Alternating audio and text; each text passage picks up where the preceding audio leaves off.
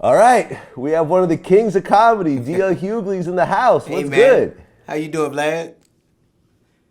I'm good, man. Good. I'm good. I'm glad we finally got this Me to too, happen, man. It was a little bit of a runaround, but we finally made it happen. Absolutely. Huge fan of what you do. Thank you, man. Likewise. Likewise. Thank you. I see you're always retweeting some of our stories. Yeah. Definitely appreciate it. Yeah. I think there has to be some kind of a medium that amplifies what's going out there. It's dope. Thank you, man. I appreciate it. So, your point of view is what's getting a lot of attention these days, but I think that your story and how you got, to this point, starting from where you started from, is very important. So I'd like to get into that a little bit. Okay. So you grew up in LA. 135th and Avalon, yeah. Okay. So what was LA like? This is, I guess, the 70s, the 80s? I would have graduated from high school in '82. So primarily, I say that my growing up years were the '70s, and I learned how, and through the '90s. But I never really knew it was that. I never thought it was that different. I grew up in the inner city. I grew up, like, if you threw a rock from my house, you hit a nigga that lived in Compton. So, like, I lived across Avalon and across. I lived on this side of Avalon, and across that Avalon was Compton. But I never really knew anything was all that different. I only thought, I didn't know that white people lived in Los Angeles until I was watching a game show, and they used to say, we live in L.A., and I go, where? And then I went to UCLA one time, and they said, entering West L.A., and I went, oh, this is where the white people live. I never had, so it was always a very insulated experience. I grew up, in a black neighborhood, and I went to school with black people. So I hadn't ever had a divergent point of view or experience. Yeah. Now you got involved in gangs when you were Sure, younger. but I think it's really, I got involved with cats who lived in the same neighborhood and who ran the same streets I did and believed what I did. And as a young boy, you're looking for acceptance for any way you can get it. And although I'm not proud of what happened, or I'm not proud of my experiences, I learned a lot from them that I think is invaluable for me in terms of the way I see the world. So from what I read, you were affiliated with the Bloods at one point. Yeah, 135th and Avalon, 5s.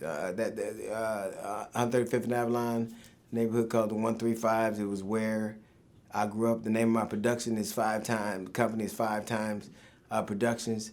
Not for any affiliation with the neighborhood, but for affiliation with the cats, who I thought were the clearest, most honest, bravest human beings I've ever met, and not in a glorified way. I think that they just were men to me, and although I didn't, I would come to later on understand that the things they were doing were illegal. They never struck me as particularly immoral. Like, I know a lot of things are immoral, but legal, and I know things that are legal but not immoral. So I think they were, some of the best human beings I've ever met. No, absolutely. Now, at one point, your cousin got killed. Sure. And that was difficult because he grew up, he was a Hoover, Fine-Eye Hoover, and I was from the Fives, and he was one of my favorite cousins. And when he died, they wouldn't let me go to the funeral, which I didn't understand. But Bloods had killed my cousin, so I knew that later on I would come to realize that me being there wouldn't have been a great thing. To me, he was just my family. But it was at that point I realized that I knew I didn't have it in me to take human life, and it just seemed brutal to me, and it seemed that I knew that wasn't in my thing. I remember being a kid and feeling so bad for the cats around me and not even knowing why. I used to feel so sorry for them, even though they had the money and the brides and the cars and they were cool and they could do, but I always felt bad for them, and later on I would realize it was because I knew I would see things in the world that they never would. So that was, I guess, my first real concentrated look at empathy.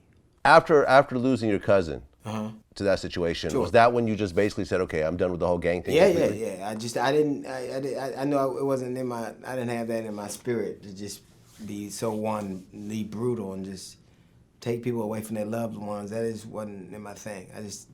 I realized that was something that was about, and I wasn't, and so I wanted to be something else. I wasn't sure what it would be, but I knew it wasn't going to be that. Now, just to rewind for a second, when you talk about that time frame, the 70s going to the 80s, Right. that's right when crack was hitting LA. Yeah. Like, how big of a difference did you see in your community? Well, when that hit? I think that after it was, I remember it was a couple of things. Once I remember we would watch kung fu movies, and everybody tried to do kung fu. And after Scarface, everybody tried to be a dope dealer. Like it was just, you saw shit. Like it was first it was Shaft, everybody wanted to be that. Then it was kung fu, everybody wanted to do that, and then it was Scarface. My neighborhood changed overnight. It was an entirely different place. Yeah. What do you think was the craziest thing that you saw, like as you saw these changes taking place? Well, I think, obviously people dying, people getting shot up. But the craziest thing I saw was I remember the drive-by shootings didn't get a lot of notoriety till a young Asian girl got shot at UCLA. And then you heard drive-bys all the time. For us, it was just niggas shooting out of cars. But then all of a sudden it made the news and it became this thing that was publicized. To me, and also I was kind of starting comedy at that time. So, you was always around the cats that was doing it, whether it was the police trying to get them or the cats who was hustling or the chicks that was with the cats who was hustling. So it was LA was a whole different kind of animal. So it was an interesting time to kind of grow up and try to be a comedian and try to be a husband, and so it was a time that I look back on and wonder how it all came together. Right, because at one point you got kicked out of school. I got kicked out of school a couple of times. I got kicked out of Gardena. Then I went to Gardena High. Then I went to Locke High. I got kicked out of there. Then I got to San Pedro High. I got kicked out of there. And I ended up going to Gardena High Adult School. And I got kicked out of there. So I ended up getting my GED from Lawndale High Adult School. So I'm a proud member of the alumni of the graduating class of 1988 Lawndale GED class. And I was the valedictorian, by the way. So what were you doing at these schools to get you kicked out over and over again? Fighting. I was fighting. I got kicked out of Gardena for a fight. I got kicked out of Locke because I was a blood and I wore that Vidal Sassoon shirt to school, the third day of school. And I'm standing by the bus stop and all these niggas start hitting the fence. And I was like, somebody about to get their ass whipped. And I realized it was me. So I ran. I run down the street. I duck into this, I think it was a liquor store right on Imperial and Avalon. I duck into the street, and it was Koreans that owned the liquor store, and they're like, "You're gonna have to get out, or we're gonna leave."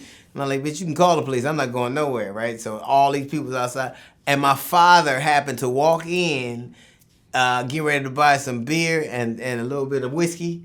And I said, "Daddy, what are you doing here?" He said, "Nigga, come on." And we walked back out, and it was like, I was like, "How am I gonna get out here?" And all of a sudden, my old man, he showed up. And so we walked out, and I didn't go back to Locke anymore. I went to San Pedro, got kicked out for a fight, at Gardena High Adult School. So many years later, when I tried to actually be a police officer, I got my GED from London. Okay, you wanted to be a cop at one point. I did. And I was actually in the police academy for like a week. Then I got shin splints, yeah. So, because I wanted to get married, and I knew I didn't, so all you had to do was you could get a high school diploma or or equivalent, which was a GED. And so I took the GED so I could get married. And I ended up telling my old lady, I said, if I get accepted to the police academy, I'll marry you. And so I got accepted to the police academy, and then got kicked out, left, and started working at the LA Times and Greyhound. And my wife I still had to get married because I promised her. So I never asked her to marry me. Just the police letters, just the acceptance of the police academy caused me to get married. Okay, and you were how old at the time? Oh, 20, 21. 20. Yeah. Okay, pretty young to get married. Yeah, pretty young.